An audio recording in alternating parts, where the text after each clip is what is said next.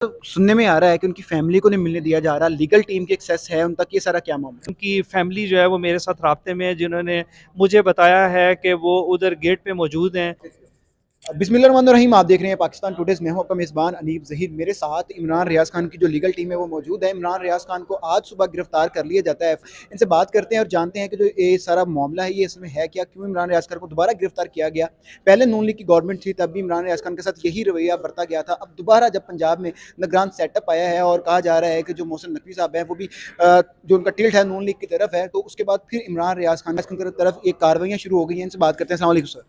जी, वालेकुम अस्सलाम। अच्छा, कोई खदशा था इमरान रियाज़ खान को गिरफ्तारी का, या अचानक से ही सारा सीन बदला है? नहीं, उन्हें जो है वो मुमकिना तौर पे वो 2-3 महीने से फ़ोर्सी कर रहे थे कि उनके खिलाफ अगेन जो है वो इंतकामी कार्रवाइयाँ होंगी। जैसा कि आप सबको पता है कि पहले भी उनके खिलाफ कुर्बान ईद से पहले जो है वो इंतकामी कार्रवाइयाँ शुरू की गई थी और उन्हें जो है बोगस मुकदमाजात में जो है वो गिरफ्तार करना शुरू कर दिया गया था। और अभी दोबारा फिर जो है वो 2-3 महीने से इस चीज़ को फ़ोर्सी कर रहे थे, जिसकी बुनियाद पे उन्होंने ना सिर्फ खुद बल्कि बज़रिया जो है वो लीगल काउंसल्स भी latest DG FIA, director FIA Lahore zone 1 और जो है director FIA cyber crime Lahore को लेटर्स लिखे थे ताकि उन्हें डिटेल्स या इन्फॉर्मेशन प्रोवाइड की जाए अगर उनके खिलाफ किसी तरह की कोई पेंडिंग कंप्लेंट या एफआईआर या कोई किसी तरह की इंक्वायरी पेंडिंग है, तो उन्हें उसके बारे में इतला दी जाए ताकि वो अपने फंडामेंटल राइट्स को जो पाकिस्तान के कॉन्स्टिट्यूशन ने अदा किए हुए हैं उनको एक्सरसाइज करते हुए जो है वो अब उनके सामने इंक्वायरी अफसर या इन्वेस्टिगेशन ऑफिसर्स के सामने पेश हों और अपना जो है वर्जन दे के अपनी इनोसेंस जो है वो साबित कर सकें। एकदम सुबह सवेरे गिरफ्तारी की वजह क्या बनी? कोई पुराने केसेस सामने आ गए हैं या कोई नया दोबारा मुद्दा डाला गया? देखें, जैसा कि जो है वो उनके अपने जो है स्पेस पे पैगाम पे जो है वो उन्होंने बताया था कि वो अपने किसी फैमिली मैटर के लिए दुबई ट्रैवल करना चाह रहे थे और उसी मकसद से लाहौर एयरपोर्ट पे पहुंचे थे, जहां पे उन्हें ना सिर्फ जो है वो एफआईए ने रोक लिया,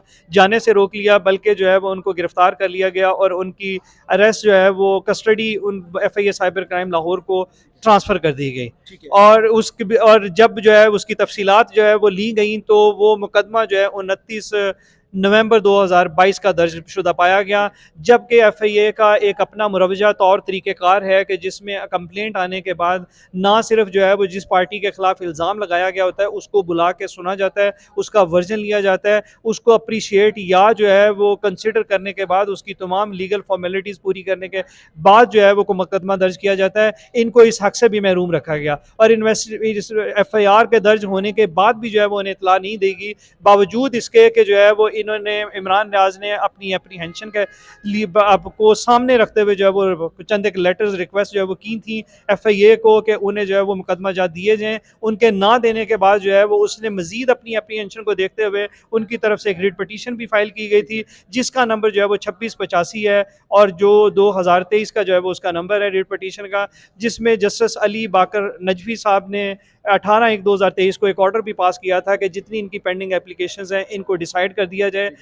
जो ना सिर्फ ऑर्डर जो है वो एफआईए को कम्युनिकेट किया गया, बल्कि एक रिक्वेस्ट भी फाइल की गई कि इसकी ऑर्डर की कंप्लाइंस की जाए। इसके बावजूद जो है वो एफआईए ने किसी तरह की कोई डिटेल्स जो है वो फ्राहम नहीं की। उनकी तरफ से इन तमाम जो है वो मुकदमा जात को या जो है वो पेंडिंग इंक्वायरी या कंप्लेंट या एफआईआर को डेलिब्रेटली जो है हाइड किए रखना और कंसील किए रखना, ये सब जो है वो उनके पार्ट पे मेलाफाइटिस जो है वो हाईलाइट करता है, उनके रॉन्गफुल एक्शंस को जो है वो इंडिकेट करता है। अच्छा, सुनने में आ रहा है कि उनकी फैमिली को नहीं मिलने दिया जा रहा, लीगल टीम की एक्सेस है उन तक, ये सारा क्या मामला है? देखें, सुबह से जो है वो उनकी फैमिली जो है वो मेरे साथ राब्ते में है, जिन्होंने मुझे बताया है कि वो उधर गेट पे मौजूद हैं और बारहा उन्होंने रिक्वेस्ट की है इमरान रियाज से मिलने की, जो कि उन्हें एक्सेस नहीं दी गई। ठीक है। अभी तक जो है वो मेरे इल्म के इत्तला के मुताबिक उन्हें एक्सेस नहीं दी गई।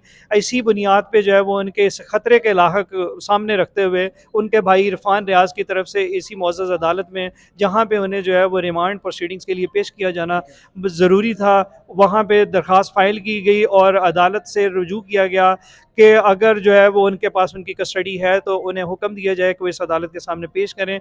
मगर उनके और मुअज़्ज़ज़ अदालत के ऑर्डर के बावजूद जो है वो ना तो कोई रिपोर्ट अभी तक अदालत में मुयस्सर हो सकी है और ना ही उन्हें पेश किया गया। अदालत में अभी भी पेश नहीं किया गया, अदालत का टाइम खत्म होने जा रहा है, क्या उम्मीद है पेश कर दिया जाएगा या क्या प्रोसेस हो सकता देखें, जैसा कि आप सब लोग जो है वो इस अहाते अदालत में सुबह से मौजूद हैं और इंतज़ार कर रहे हैं कि उन्हें पेश किया जाए।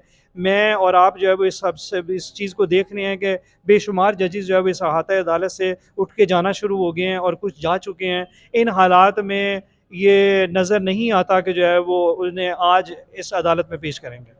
जी, इनका ये कहना है कि जो इमरान रियाज़ खान की फ़ैमिली है, वो सुबह से एफआईए के बाहर मौजूद है और उनको इमरान रियाज़ खान से मिलने नहीं दिया जा रहा, जो कि कानूनी तौर पे गलत है। ये केस किस मोड़ जाता है, पता चलेगा। अभी जैसे-जैसे अपडेट आती जाएँगी, हम आपको अपडेट करते जाएँगे। इसी के साथ मुझे दीजिए इजाज़त। अल्लाह हाफ़िज़।